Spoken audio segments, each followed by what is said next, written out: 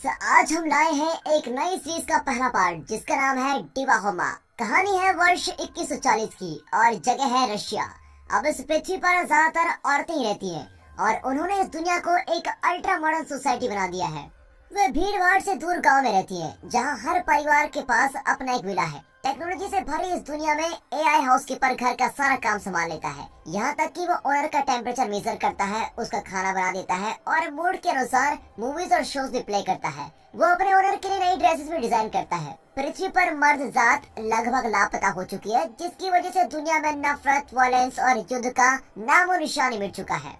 चारों ओर शांति फैली हुई है और इस जगह की औरतें 150 साल तक की उम्र तक जिंदा रहती हैं। इस कहानी को देखकर तो लगता है कि इससे पहले आदमी ही औरतों की उम्र को कम कर रहे थे। और ये है सीरीज की हीरोइन लीजा। लीजा की उम्र है 50 साल और वो एक लोकल स्कूल में हिस्ट्री टीचर है। एक दिन सुबह न्यूज में दिखाते हैं कि एक औरत अपने हक के लिए लड़ रही होती है। उसकी मांग यह है कि औरत को आदमी के साथ मिलकर रहना चाहिए और नेचुरल तरीके से गर्भ धारण करना चाहिए, न कि आर्टिफिशियल इंसेमिनेशन से। लीजा उस न्यूज को इग्नोर करके अपने काम पर चली जाती है। इस दुनिया में हर तरफ एआई टेक्नोलॉजी यूज की जा रही है। औरतें मिलजुल कर रहती हैं और बहुत ही डिसिप्लिन्ड हैं। जगह जगह फूड स्टॉल्स होते हैं जहां फ्री फूड मिलता है। औरतें सारा काम आसानी से कर पाती हैं, लेकिन इन डिसिप्लिन के लिए उनके सोशल पॉइंट्स काट दिए जाते हैं। जैसे अगर गलत गार्बेज बिन में कचरा डाल दिया जाए तो उसके सोशल पॉइंट्स काट दिए जाते हैं।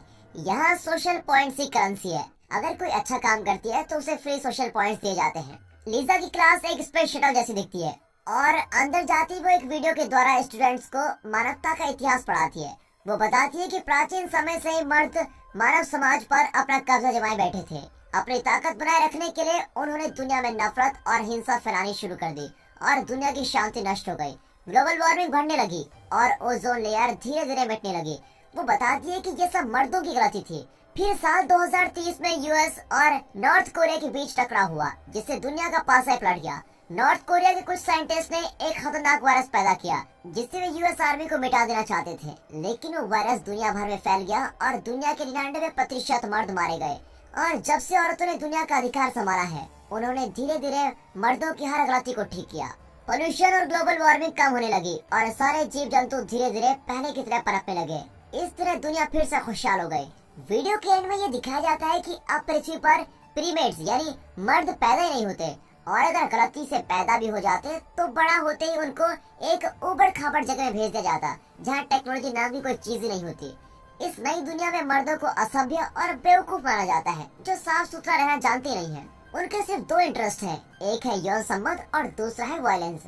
अब लीजा स्टूडेंट को एक दीवार के पास लेके जाती है, जिसके उस तरफ कुछ बस्तियां होती है। फिर हमें एक ऐसी बस्ती दिखाई जाती है जहाँ मर्द रहते हैं। उनके पास ज्यादा टेक्नोलॉजी नहीं होती और वे सीधी सादी जिंदगी जी रहे होते हैं।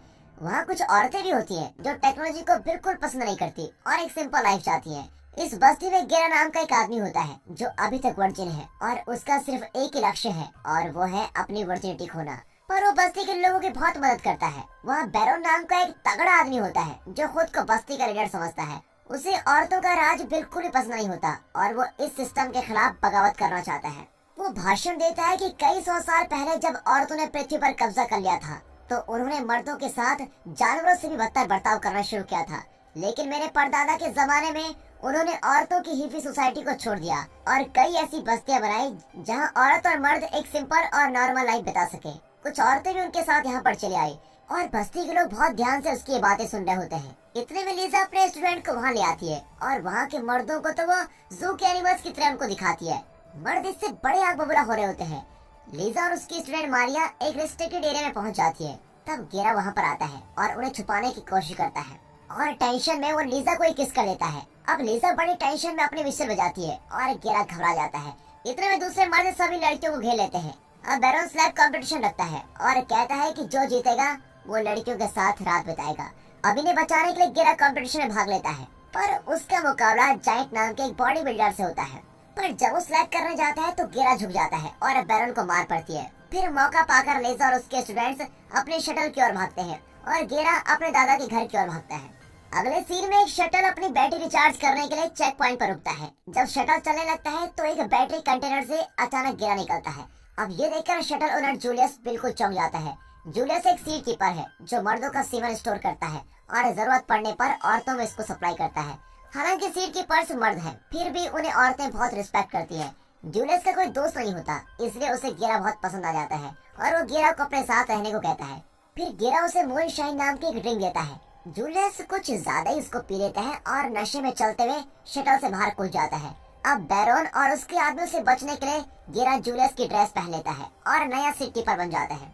कुछ देर में शटल टू हिल्स नाम की एक जगह पर पहुंचती है, जहाँ पर एक इनविजिबल नाका खुलता है। वहाँ एक खूबसूरत लड़की गेरा को सिटी के टूर पे लेके जाती है। रास्ते में औरतें उसका स्वागत करती है। लीजा भी वहीं पर होती है, लेकिन वो गेरा को नोटिस नहीं करती। फिर रात को गेरा लाइव टीवी के सामने एप्पल खाता है और शपथ देता है कि मैं ऐसे बीज आपको सप्लाई करूंगा जिससे आप हेल्दी और स्मार्ट बेबीज पैदा कर सकेंगी। फिर उसे आराम करने के लिए एक चैम्बर में ले जाया जाता है, पर वो तुरंत काम शुरू करने की जिद पकड़ लेता है, इसीलिए उसे रिप्रोडक्शन चैम्बर में लेके जाते हैं। वहाँ 50 साल की एक औरत जिसका नाम बर्टा है, वो उसे चैम्बर में लिटाती है और एक पाइप से उसका सेमन निकालती है। वो लीजा के बारे में सोचता है और फिर शांत हो जाता है। वहाँ लीजा भी गेरा के बारे में सोच रही होती है। अगले दिन गेरा को रिप्रोडक्शन बेस में लेके जाते हैं, जहाँ खूबसूरत औरतें सीट कीपर की सेवा कर रही होती हैं। उन्हें तरह तरह के डिशेस खाने को दिए जाते हैं और उन्हें खुश रखा जाता है। इसी बीच गेरा रेस्टरूम में जाता है, लेकिन तब अलार्म बजने लगता है, क्योंकि गेरा लीजा के बारे में सोच रहा था और टू हिल्स में किसी औरत के बारे में सोचना मर्दों के लिए मना है। वहाँ लीजा, उसकी माँ पॉलिया और दादी ओनिया लोकल कोर्ट में होती है, क्योंकि लीजा की स्टूडेंट मारिया ने ऑफिशियल्स को बता दिया था कि लीजा उन्हें गंदी बस्ती में लेके गई थी और मर्दों ने उनको पकड़ भी लिया था, इसलिए इन पर केस चलाया जाता है। अब लीजा बड़ी नर्वस होती है और अपनी बेस्ट फ्रेंड टोनिया को बताती है कि एक आदमी ने तो मुझे किस भी कर दिया था। टोनिया कहती है कि ये बात तुम किसी को मत बताना। मारिया की मॉम विवियन एक लीगल एडवाइजर है। वो आर्ग्यू करती है कि सारा दोष लीजा का है, पर लीजा कहती है कि मारिया खुद बस्ती में जाना चाहती थी और इस बात को प्रूव करने के लिए वो अपने एआई से एक वीडियोस भी दिखाती है। इससे साबित हो जाता है कि लीजा बेकसूर है। लेकिन इसी बीच टोनिया सबको बता देती है कि लीजा को बस्ती में एक आदमी ने किस किया था। अब ये सुनकर तो सभी शॉक हो जाते हैं और जज लीजा को ये सजा देती है कि उसे 80 घंटे सोशल सर्विस करनी पड़ेगी। अब सच बताने के लिए टोनिया को 20 सोशल पॉइंट्स दिए जाते हैं। जूलियस किसी से बचकर बस्ती में चला जाता है, जहाँ गेरा के दादाजी उसकी मदद करते हैं और कहते हैं तुम्हें अपनी पहचान छुपा कर रखनी होगी। जूलियस मान जाता है और बैरन से मिलने जाता है, पर बैरन उसको चिढ़ाता है और उसकी उंगली मरोड़ देता है। फिर जूलियस का हेयर कट किया जाता है, जिससे वो बहुत ही स्मार्ट दिखता है। तभी एक औरत उससे अट्रैक्ट होकर उसकी उंगली का इलाज करने को तैयार हो जाती है, पर बैरन ये सब नोटिस करता है और जायंट से कहता है कि इस नए आदमी को ठोक दो। फिर जायंट जूलियस को सेल्फ कॉम्पिटिशन के लिए ललकारता है। कंपटीशन की सारी तैयारियां हो चुकी है और लोग तमाशा देखने के लिए इकट्ठा हो जाते हैं। सबसे पहले जायंट जूलियस को अपनी पूरी ताकत जुटाकर थप्पड़ मारता है और जूलियस गिर जाता है, पर वो तुरंत उठता है और जायंट को ऐसा तमाचा मारता है कि वो बेहोश हो जाता है। यहाँ बर्टा सभी सीट कीपर्स को बाहर लेके आती है। गेरा यहाँ के रूल से बड़ा तंग आ चुका है, क्योंकि फाइट करने के लिए भी सीट कीपर्स को बर्टा की परमिशन लेनी पड़ती है और एक अलग चैम्बर में जाना पड़ता है। फिर उन्हें गीटा थनबर्ग नाम की एक औरत के स्टेचू पर लेके जाते हैं, जो टू हिल्स की देवी मानी जाती है। और जब बाकी लोग प्रार्थना कर रहे होते हैं, तो गेरा अपने कुछ साथियों के साथ मछली पकड़ने के लिए सेशोर पर चला जाता है। दूसरे सीट कीपर देखते हैं कि गेरा ने अपने पैर शेव नहीं किए हैं और ये टू हिल्स में अलाउड नहीं होता। ऊपर से गेरा के पास लाइटर भी होता है, जो टू हिल्स में डेंजरस वेपन माना जाता है, लेकिन वे उसका खुलासा करने के बजाय उसे अपना रोल मॉडल मानने लगते हैं। वे सब मिलकर मछलियाँ पकड़ते हैं और खूब एंजॉय करते हैं। अचानक वहाँ फायर अलार्म बजने लगता है और वे पकड़े जाते हैं। इस जुर्म की सजा के तौर पर उन्हें एजुकेशन सेंटर के टूर पर ले जाया जाता है। अगले दिन गेरा को पता चलता है कि आज उसका मसाज लीजा करने वाली है। लीजा को पनिशमेंट के तौर पर यहाँ भेजा गया है। अब एक दूसरे को देखकर दोनों बहुत ही शॉक होते हैं, लेकिन कुछ नहीं कहते। अब पनिशमेंट के लिए चारों सीट कीपर्स को एजुकेशन सेंटर ले जाया जाता है। यहाँ उन्हें ब्रेन वॉश करने के लिए कई प्रेजेंटेशन दिखाए जाते हैं, जिनमें बताते हैं कि मर्द ताकतवर है, इसलिए उन्हें हमेशा कंट्रोल में रखना चाहिए। लीजा और ओनिया भी वहाँ पर होती है और वे गेरा की हरकतें देखकर बहुत ही हंसने लगती है। लेकिन ओनिया जरा ओल्ड फैशन है और टू हिल्स के रूल्स को नहीं मानती। गेरा उसको बहुत ही क्यूट लगता है और वो लीजा से कहती है कि गेरा सीट कीपर नहीं है, ये बात तुम किसी को मत बताना। शाम को वापस लौटकर गेरा अपने साथियों को बताता है कि यौन संबंध के बारे में सोचना गुनाह नहीं है। आज हमें जो कुछ बताया गया वो सब झूठ है। ये सब सुनकर एक सीट कीपर लीजा को अनड्रेस करने को कहता है। अब इससे पहले कि कुछ हो जाए, गेरा उस सीट कीपर को बाहर भेज देता है। लीजा गेरा को थैंक करने के बजाय कहती है कि 30 मिनट के अंदर अगर तुम यहाँ से भागे नहीं तो मैं सबको बता दूंगी कि तुम सीट कीपर नहीं हो। यहाँ बस्ती में जूलियस के कई फैंस हो जाते हैं। इस बात से चिढ़कर बैरन अपने राइट हैंड मैन रेड को ऑर्डर देता है कि जूलियस को खत्म कर दो। जूलियस और बैरन के आदमी एक पुराने डिपार्टमेंटल स्टोर में जाकर कुछ चीजें इकट्ठा करते हैं। जूलियस वहाँ से कुछ खाने के ऐसे आइटम ढूंढता है जिससे उसके साथी बड़े इम्प्रेस हो जाते हैं। उन्हें पता भी नहीं था कि ये सब खाने के आइटम्स होते हैं। फिर वे द स्क्विरल्स नाम के ग्रुप से भिड़कर बैरन के आदमी को बचाता है और इन बातों से इम्प्रेस होकर वे जूलियस को फिर से बस्ती में जाने का फैसला करते हैं। फिर दिखाते हैं कि लीगल एडवाइजर विवियन का बैरन के साथ अफेयर चल रहा है। अगले दिन विवियन सीट कीपर की फोटोज को देखती है तो पता चलता है कि जूलियस मिसिंग है। बैरन ने उसे ये भी बताया था कि उनमें से एक सीट कीपर नकली है और वो असल में बस्ती का एक आदमी है। ये जानकर विवियन अपने असिस्टेंट को बुलाकर पूरी कॉलोनी को इस बारे में अलर्ट करने को कहती है। अब इससे घबराकर गेरा टू हिल से बाहर जाने की कोशिश करता है, लेकिन इनविजिबल नाका उसको रोक देता है और इमरजेंसी अलार्म बजना शुरू हो जाता है। अब और कोई रास्ता न पाकर वो कॉलोनी में लौट आता है। वो लीजा से मदद मांगता है, लेकिन लीजा उसको इग्नोर कर देती है। पर गेरा उसको याद दिलाता है कि मैंने बहुत बार तुम्हारी मदद की है। इस पर लीजा मान जाती है और इतने में पुलिस फोर्स उस जगह को घेर लेती है। तब लीजा और गेरा वहाँ से भाग निकलते हैं, लेकिन टोनिया उनको देख लेती है। बैरन बस्ती की बार में ड्रिंक करने आता है तो जूलियस को जिंदा देखकर वो बिल्कुल चौंक जाता है। वो रेड को डांटता है कि तुमने जूलियस को क्यों नहीं मारा। तो रेड कहता है कि जूलियस अच्छा आदमी है और उसने हमारी जान बचाई थी। इनकी आर्गुमेंट के बीच जूलियस आकर कहता है कि यहाँ कोई किसी का गुलाम नहीं है, सबको अपनी मर्जी से जीने का हक होना चाहिए। बार में बैठे लोग भी जूलियस को सपोर्ट करते हैं। उसकी बात मानकर बैरन उसे अपने घर बुलाता है और वे अपने ओपिनियन डिस्कस करने लगते हैं। जूलियस चाहता है कि हर इंसान आजाद जिंदगी जिए, पर बैरन सबको अपने पैर तले दबाकर रखना चाहता है। आखिर दोनों इलेक्शन रखने का फैसला करते हैं और जीतने वाला ही बस्ती का लीडर होगा। जूलियस के जाने के बाद बैरन रेड को बुलाकर कहता है तुम भी इलेक्शन में खड़े हो जाओ ताकि वोट बढ़ जाए। इससे जूलियस के जीतने के चांसेस कम हो जाएंगे।